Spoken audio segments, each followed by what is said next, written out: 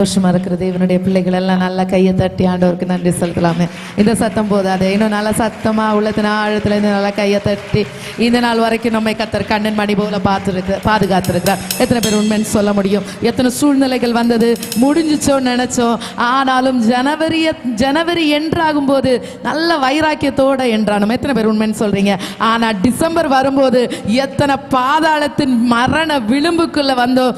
ஆனாலும் கத்தர் நம்மை கண்ணின் மணி போல பாதுகாத்தான் சொல்றவங்க மாத்திரம் நன்றி செலுத்துகிற விதமாய் நல்ல கையை தட்டி உள்ளத்தின் ஆழத்துல இருந்து வாய்களை திறந்து இருதயத்தின் ஆழத்துல இருந்து அப்பாவை நோக்கி பார்த்து கண்களை மூடி ஆண்டவரை நோக்கி பார்த்து எனக்கு நீங்க நல்லவராய் இருந்தீங்கப்பா நன்றின்னு சொல்லாம உள்ளத்தின் ஆழத்துல இருந்து எல்லா தேவனுடைய பிள்ளைகளும் ஆண்டவரை நோக்கி பார்த்து எனக்கு நீங்க நல்லவராய் இருந்தீங்கப்பா நன்றின்னு சொல்லுங்க.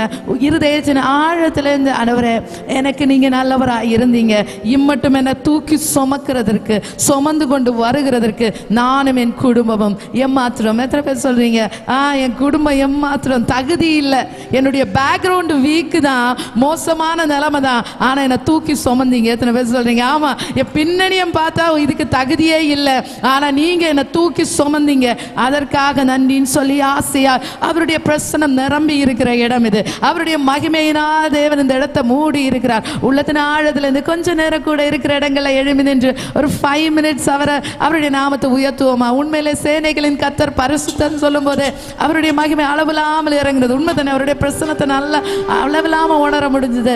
இருதயத்தின் ஆழத்துல இருந்து ஒரு முறை கூட